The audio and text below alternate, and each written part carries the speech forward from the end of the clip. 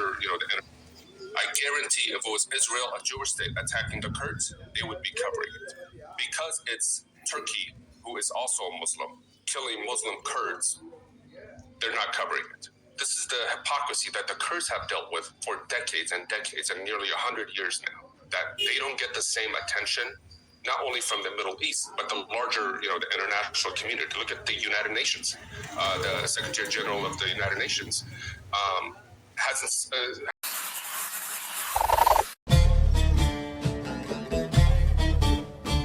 The Kurdish people are one of the world's largest ethnic groups without a country of their own. This has made them vulnerable to persecution, mass displacement, and ethnic cleansing. Though they practice a handful of religions, the majority are Sunni Muslims. Their ethnic origins are thought to be Indo-European and Persian, not Arab. After World War I, the Allied powers carved up the former Ottoman Empire and promised the Kurds a state. That never happened. The Kurds are displaced throughout what is called unofficial Kurdistan, an area that roughly includes parts of Turkey, Iran, Syria, and Iraq. Most live in Turkey, and in Iraq, they have a semi-autonomous government. Now, with instability raging across Syria and Iraq, the possibility of a Kurdish state, at least in Iraq, is closer than ever. Subscribe on YouTube, follow us on Twitter, and like us on Facebook. 1948.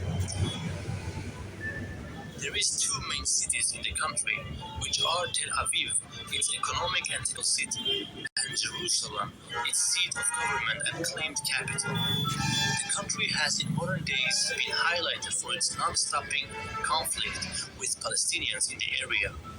Since most in Jerusalem, its seat of government and claimed capital, the country has in modern days been highlighted for its non-stopping conflict with Palestinians in the area.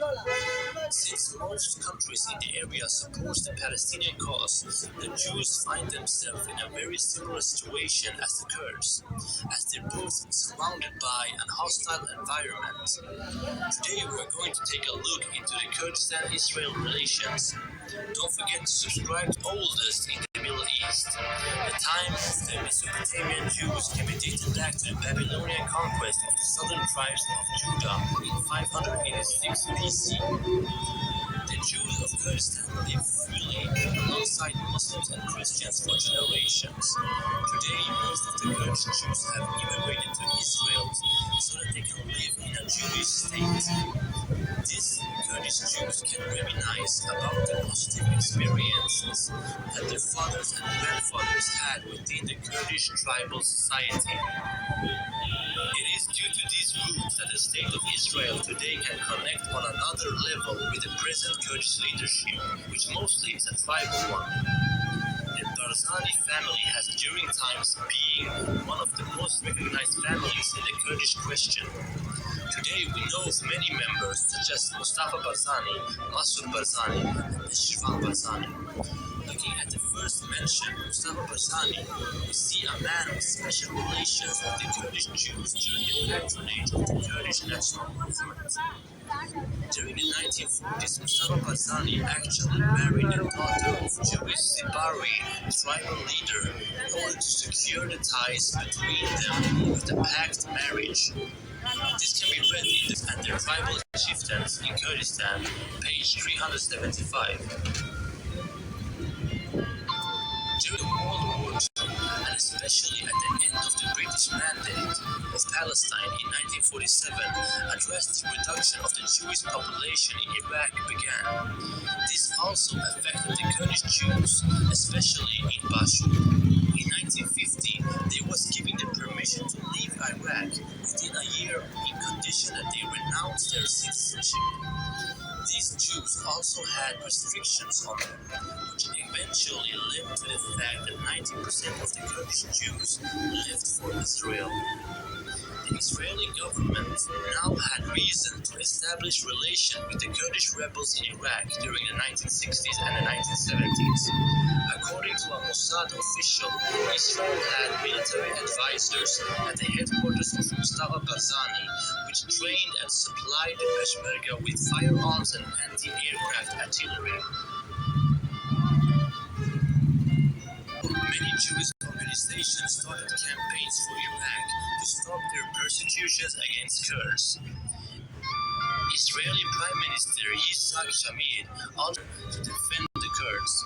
Campaigns for Iraq to stop their persecutions against Kurds.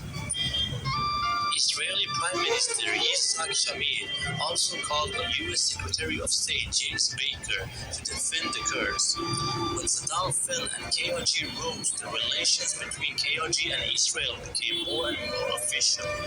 In 2006, Masoud Barzani, the son of Mustafa Barzani, said, "It is not a crime to have relations with Israel. If Baghdad established diplomatic relations with Israel, we could open a consulate in Erbil." The support of independence has several times been supported verbally by Israel. The first time in 2014 when the Israel Prime Minister Benjamin Netanyahu said, "The Kurds are fighting people that have proven political commitment and political moderation, and they're also worthy of their own political independence." Kurdistan independence. This action was taken warmly by many of the world's Kurds, not the least the 200,000 Kurds living in Israel. This action was taken warmly by many of the world's Kurds, not the least the 200,000 Kurds living in Israel. Some Kurds sees the support of Israel as only a tactical one, to use the Kurds as a buffer against Iran. The saying, "action speaks louder than words," comes in good here as Israel still lacks the actions proven for showing their will of Kurdish independence. The historical connection is still there, however, as Kurds and Jews always live together in peace and cooperation. What do you think? Is Jews our friends, or an opinion down below? Today, the state of Palestine claims a contentious area in the Middle East. The claims constitute an area called the Gaza Strip and an area called the West Bank. The Gaza Strip borders the sea in the west, Egypt in the south, and Israel in the north, while the West Bank borders Jordan in the east and Israel in the north and the south. Today, the two areas claimed by the state are the relations between Palestine and Kurdistan, and why does some Kurds clearly support Palestine?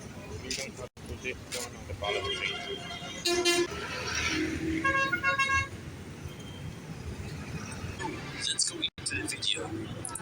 Looking back at the ancient times and history between Kurds and Palestinians, we come to the conquest of Saladin, a Kurdish Muslim leader of the Islamic cause.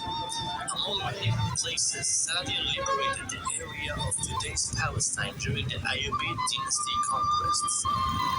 During the liberation of these areas, the Ayyubid rulers settled many Kurdish tribes in Palestine in order to secure the borders of their empire.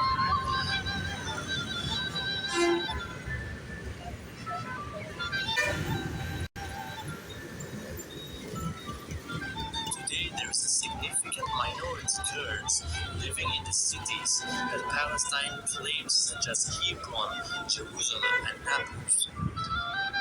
Some neighborhoods even have been named after the Kurdish inhabitants. However, the Kurds living in this area only speaks Arabic due to isolation in the Arabic-speaking area. The relations between Palestine and Kurdistan today is both good and bad. Looking at the last 50 years of the conflict, we can see the tendency of how Kurdish leaders support the Palestinian cause. For example, the cooperation between Palestine Liberation Organization (PLO) and the PKK, Kurdistan Workers' Party, who trained and fought together in Lebanon against Israel in the 1980s. This cooperation made it easy for Israel and Turkey to build a temporary cooperation to face what they saw as a common terrorist threat. Both Most countries saw it therefore more important to prioritize inner security before human rights. However, since Erdogan took the power in Turkey, the religious loyalty has become much more important in Turkey.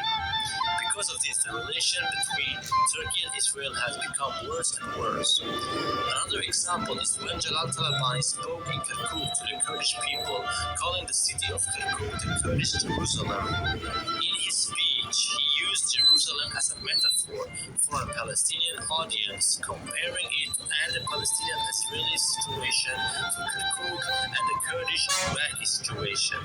Palestine was among one of the first Arab representations in the Kurdistan region. The Palestinian Authority opened their general consulate in Erbil 29th of November 2011.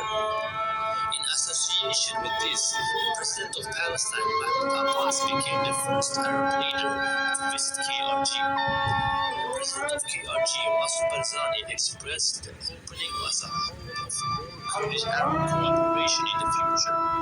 Netanyahu described the meetings as a great achievement with the Palestinian people. He also commended the alleged cause of hypocrisy. Kurds support their own independence, but not the Palestinian one. The background behind the religious cause is that both Kurds and Palestinians today mostly are Muslims. Some Kurds have the belief that there is a certain duty to help others from the same religion. However, this is hard to believe, considering that all occupants of Kurdistan is of Islamic beliefs.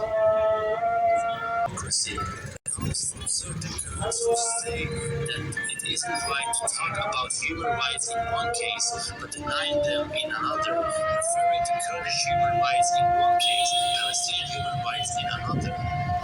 Let's look at the arguments of those Kurds opposing Palestine. The first cause is the big support for Palestine towards the former dictator and Kurd killer, Saddam Hussein.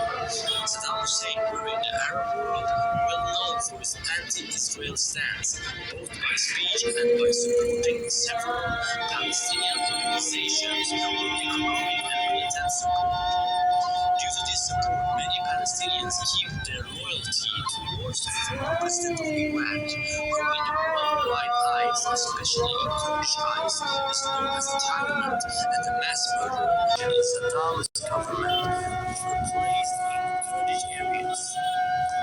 This resulted in Palestinian generals and leaders to become directly responsible for thousands of Kurdish deaths. One of the most remembered Palestinian generals among these were Mulazim Wassem, general of the Iraqi forces in Semani. In a subconscious struggle against all Arabs, seeing them as a natural enemy. Palestinians are allies or enemies. Let us know. On the Gaza issue and the Palestine issue, because some other members also raised it. We are very clear on Palestine. We support, sir, a two-state solution. We want a two-state solution with the two states living peacefully side by side. Some of the members suggested somewhere that our support or empathy for the Palestinians had changed. In fact, our financial support for the Palestinian Refugee Welfare Agency has gone up in the tenure of this government. I hope that honorable members would appreciate that.